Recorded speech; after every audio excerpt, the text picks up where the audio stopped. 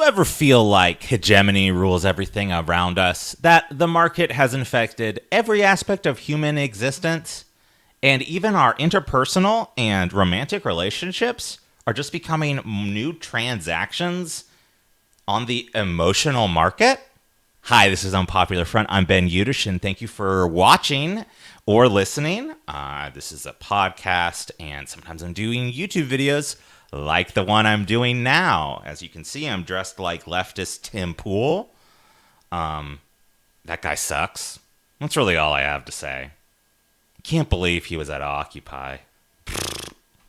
I feel like in the past few months of my life, I've been thinking a lot about not just sort of my normal politics and socialism and how capitalism sucks and how it creates all these systems of oppression, et cetera, but I wanted to talk specifically about, well, how capitalism sucks, how it creates all these systems of oppression, and how we're just sort of constantly trying to dig ourselves out of it. But I want to talk specifically about emotional labor. Now, there's a dumbass tweet that got everyone going crazy yesterday on left Twitter. I even made fun of it.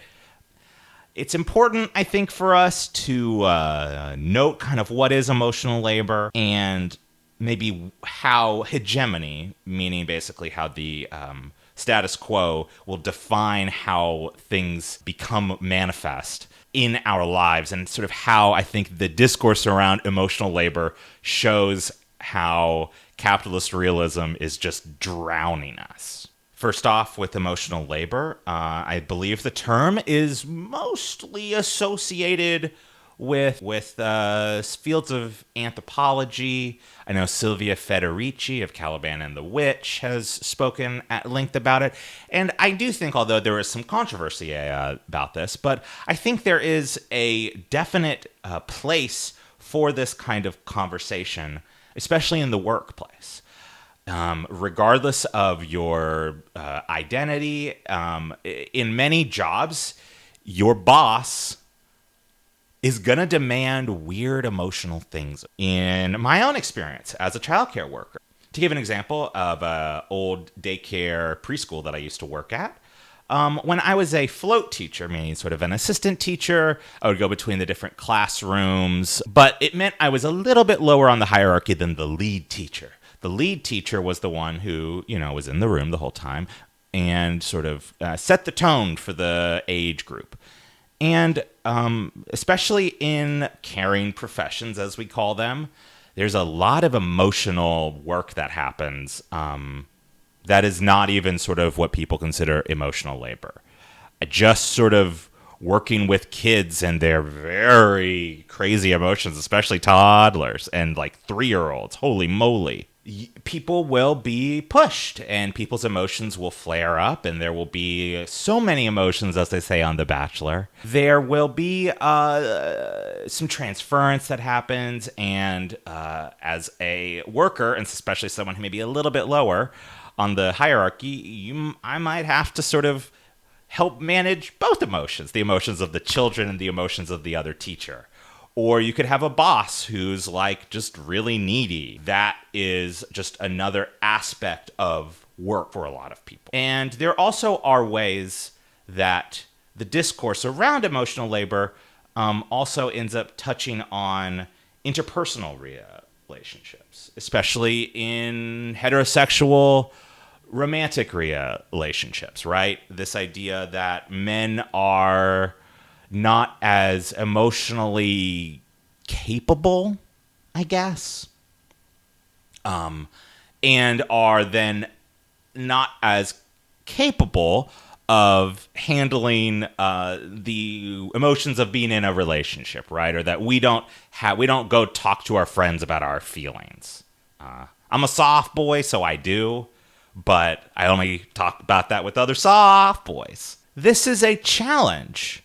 But I'm seeing, though, with this talk about emotional labor, how the hegemony of the market is seeping into our mind, I mean, I know not everyone loves this word, but a lot of the talk about this and the way that this is manifested, you can't talk about this without getting to neoliberalism.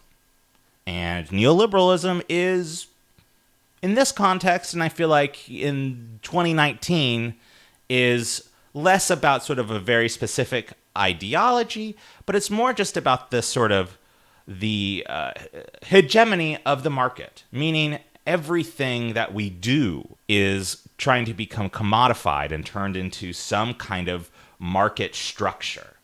This happens a lot online. Our emotions have been thoroughly commodified on social media and through news media, giving us like crazy headlines and hate reads and all this stuff. Do you guys remember that meth we're on it thing that happened? That was also kind of them abusing our emotions and using that as a commodity.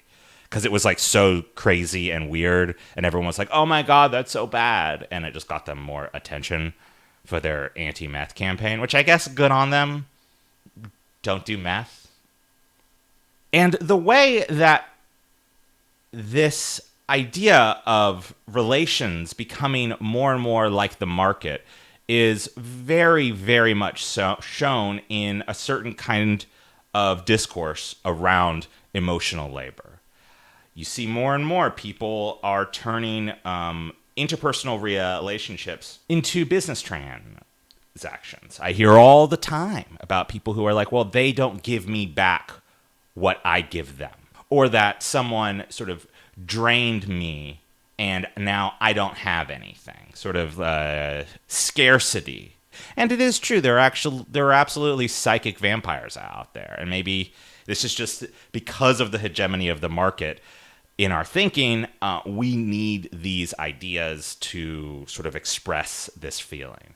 But I do think there is a danger of us viewing these things purely as a market. Because I think in some of those contexts, you just don't like that person.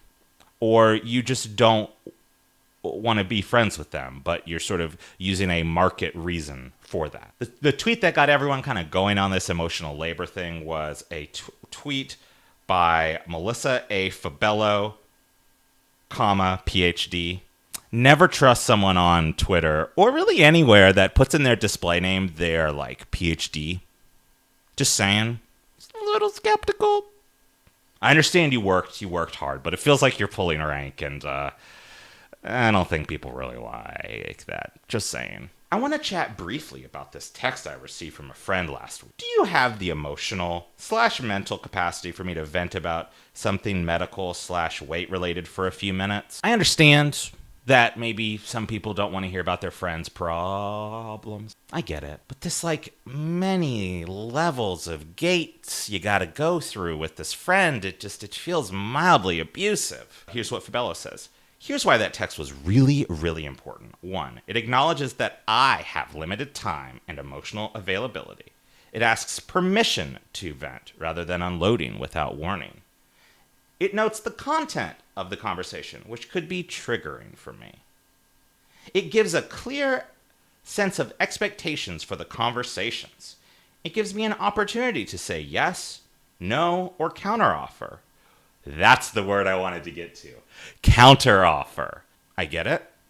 Sometimes you don't want to hear your friend complain. That's what you're saying, right? Maybe it's just the kinds of relationships I have.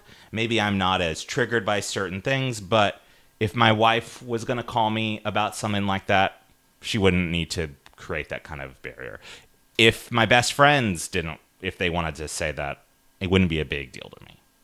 But this aspect in it of that I need to do a counter offer, that's the part that I think shows how the market is infecting this.